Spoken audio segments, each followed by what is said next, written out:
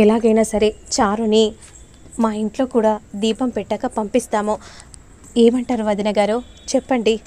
ఇక మీరు అన్నాక నేను మాట తప్పుతానా? అలాగే కానివ్వండి.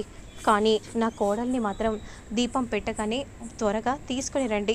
ఎందుకంటే నా కోడలు లేకుండా నేను ఒక్క క్షణం కూడా ఉండలేను కాబట్టి అని ఈ విధంగా చెప్పగానే అప్పుడు వెంటనే సరే వదిన గారు, అమ్మ చారు పద అమ్మ అనే విధంగా అంటూ తీసుకెళ్తూ ఉంటే ఒక్క నిమిషం అమ్మ అనే విధంగా అంటూ తిరిగి ఇలా పద్మతో అంటూ ఉంటుంది. అత్తయ్య మీరేం చేస్తారో నాకు తెలియదు. మళ్ళీ నేను ఆ ఇంట్లో అడుగు పెట్టేసరికి ఆద్య మాత్రం ఆ ఇంట్లో కనిపించకూడదు, ఆ ఇంట్లో ఉండకూడదు. అలా అంటే ఎలా అమ్మా? మా ప్రయత్నం మేము చేస్తాము. కానీ ఆ ఆద్యను ఆ ఇంటి నుండి దూరం చేయాలంటే కాస్త టైం పడుతుంది.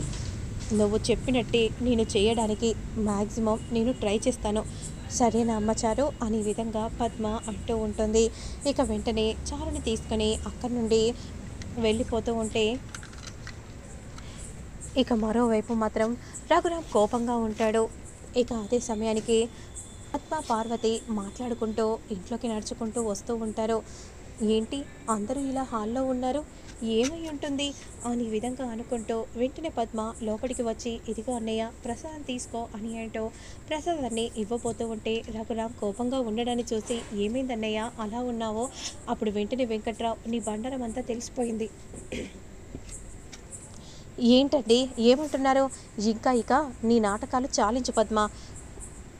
నువ్వేం చేశావో అంతా కూడా వీడియో రూపంలో బావగారు చూసేశారు అనే విధంగా అనగానే ఒక్కసారిగా పద్మ షాక్ అయిపోతుంది.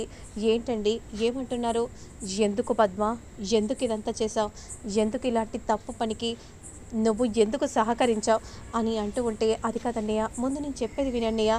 వినడానికి ఏం లేదు శివరాం అని అనగానే వెంటనే కొరడాను తీసుకొని వచ్చి రఘురామ్కి ఇవ్వగానే పద్మ ఒక్కసారిగా షాక్ అయిపోతుంది. ఇక అందరూ కూడా షాకింగ్గా అలానే చూస్తూ ఉండిపోతారు. నువ్వు చేసిన తప్పుకు శిక్ష అనుభవించక తప్పదు. అప్పుడు సుందరమ్మ వెంటనే ఏంట్రా అంత పెద్ద తప్ప?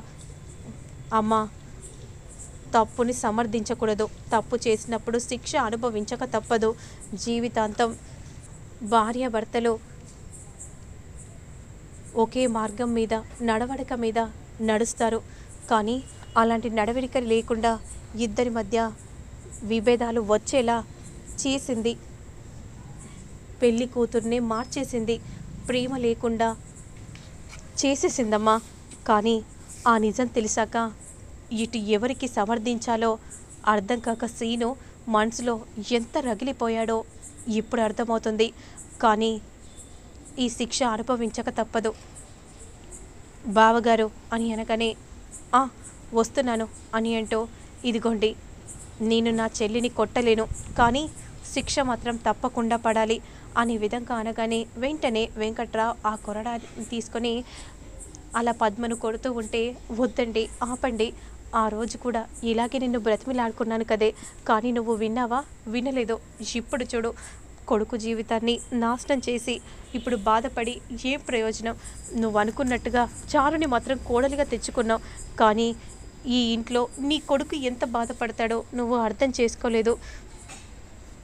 ఒక గూటిలో ఉన్న జంట పక్షులని వేరు చేసావు కదే, ఆ పాపాన్ని నువ్వు మూట కట్టుకున్నావు కదే అనే విధంగా అంటూ బాధపడిపోతూ వెంకట్రావు కొడుతూ ఉంటాడు. నిన్ను ఎంత కొట్టినా తక్కువే, అసలు నేను ఇలా కొడుతుంటే నాకే పాపం తలిగేలాగుందే అనే విధంగా అంటూ వెంకట్రావు కోపంగా కొట్టి అక్కడి నుండి వెళ్ళిపోతూ ఉంటే పద్మ మాత్రం బాధపడిపోతూ ఏడుస్తూ ఉంటుంది. ఇక అక్కడి నుండి అందరూ వెళ్ళిపోతూ ఉంటారు.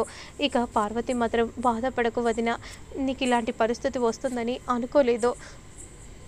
చూసావా ఆయన నన్ను ఎలా కొట్టారో? చారుని నేను కోడలిగా తెచ్చుకోవటం తప్ప పార్వతి? నన్నందరూ దోషిలా చూస్తున్నారు, చివరికి మా అన్నయ్య కూడా దోషిలా చూస్తున్నారు. వదిన ఏదో ఒకరోజు నీ విలువ అర్థం చేసుకుంటారులే, నువ్వు బాధపడకు అనే విధంగా నచ్చ చెప్తూ ఉంటుంది. ఇక కట్ చేస్తే నెక్స్ట్ సీన్లో మాత్రం రామలక్ష్మితో శౌర్య ఇలా మాట్లాడుతూ ఉంటారు. రామలక్ష్మి నీతో ఒక విషయం చెప్పాలని వచ్చాను. ఏంటి సార్? నాతో ఏం మాట్లాడతారు సార్? మాట్లాడటానికి ఏం లేదని చెప్పాను కదా, ముందు మీరు ఇక్కడ నుండి వెళ్ళిపోండి సార్, ప్లీజ్ సార్ నా బాధను అర్థం చేసుకోండి, మీరు వెళ్ళిపోండి.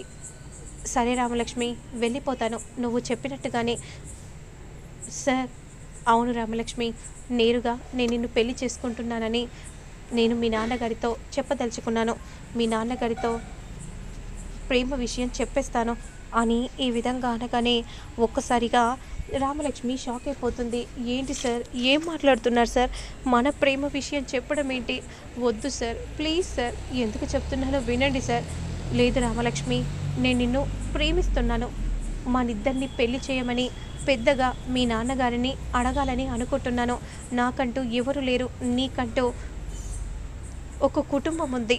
మరి ఆ కుటుంబంలో ఉన్న పెద్ద మనిషిని, అంటే మీ నాన్నగారిని నేను అడగాలి కదా. అందుకే ఇప్పుడే వెళ్ళి అడిగేస్తాను. మన ఇద్దరికి పెళ్లి చేయమని అడుగుతాను రామలక్ష్మి అని అంటూ అక్కడి నుండి వెళ్తూ ఉంటే, వద్దు సార్, వద్దు సార్, శౌర్య సార్, నేను చెప్పేది వినండి అని రామలక్ష్మి అంటూ ఉంటే, రామలక్ష్మి మాటను పెడచెవిన పెట్టుకొని శౌర్య అక్కడి నుండి వెళ్ళిపోతాడు. అంతలో ఛాయ వస్తుంది. ఏమైందే, ఎందుకు అంతలో కంగారు పడుతున్నావు? శౌర్య సార్ నాన్నకు నిజం చెప్పడానికి వెళ్తున్నారు.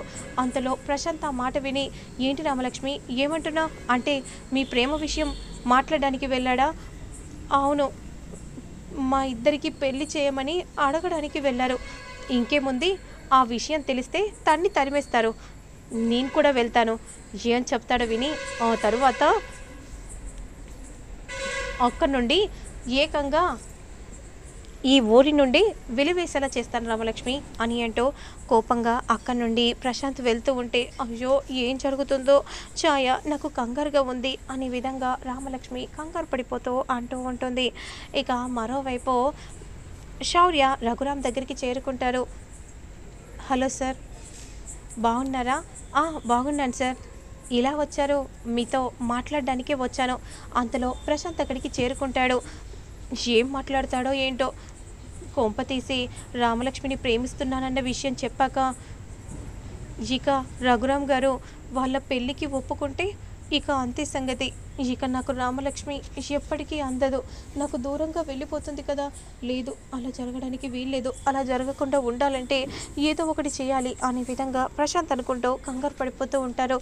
ఇక మరోవైపు రఘురామ్ ఇలా అంటూ ఉంటారు, నాతో మాట్లాడడానికి వచ్చారన్నారు, ఏంటి, ఏ విషయం గురించి? జీవితం గురించి మాట్లాడడానికి వచ్చాను. జీవితాంతం గడపపోయి అమ్మాయి గురించి మాట్లాడడానికి మీతో వచ్చాను. జీవితాంతం గడపపోయే అమ్మాయి గురించా? ఏం చెప్పదలుచుకున్నారో సూటిగా చెప్పండి అని అనగానే, మీ అమ్మాయిని నేను అనే విధంగా అనబోతూ ఉంటే, మీరు అని రఘురామ్ అంటూ ఉంటాడు. ఇక మరోవైపు మాత్రం పద్మ రూమ్లో ఉండి ఏడుస్తూ ఉంటుంది. ఇక పద్మ అలా రూమ్లో ఏడవడాన్ని చూసి సీను చాలా బాధపడిపోతూ ఉంటారు. అంతలో లోపలికి వెళ్ళి అమ్మ అని అనగానే వెంటనే, వెళ్ళరా, నన్నందరూ ఒక దోషిలో చూస్తున్నారు కదా, నేనేదో తప్పు చేసిన దానిలా, వెళ్ళు, నాకు దూరంగా వెళ్ళు. అంతలో జానకి ప్లేట్ని పట్టుకొని వస్తుంది. ఇదిగో పద్మ, భోజనం చెయ్యి. నువ్వు భోజనం కూడా చెయ్యలేదు. వద్దు, అక్కర్లేదు, చెప్పాల్సింది అందరూ చెప్పేశారు. నా అన్నయ్య ముందు నన్ను ఒక దోషిలో నిలబెట్టారు కదా, ఇప్పుడు నాకు ఆ అన్నం ఎలా పోతుంది? చేసిందంతా చేసి ఇప్పుడు మళ్ళీ ఏం తెలియని దానిలా నువ్వు వచ్చావు. అమ్మ, ఎందుకమ్మా అత్తను ఎప్పుడు బాధ పెడుతూ మాట్లాడతావు? అయినా అత్త ఇప్పుడు ఏమైంది? నిజం తెలిసాకి అత్త చెప్పింది, కానీ ఇందులో అత్త తప్పు ఏముంది? ఇంకోసారి అత్తను నువ్వు అపార్థం చేసుకొని మాట్లాడకు. సీనయ్య, నువ్వుండు, పద్మ బాధలో ఉంది. పద్మ, నువ్వు ఇప్పుడు అవన్నీ మర్చిపోయి భోజనం చేయి. నీరసంగా ఉన్నావు. నీరసంగా ఉంటే మీ అందరికీ ఏముంది? అయినా చారుని కోడలిగా తెచ్చుకున్నందుకు దీనికి తగిన బుద్ధి చెప్పాలని కదా మీరంతా ప్లాన్ ప్రకారం చేసి నన్ను మా అన్నయ్యతో కొట్టించాలని చేశారు అని అనగానే సీను జానకి షాకింగ్గా అలానే చూస్తూ ఉంటారు.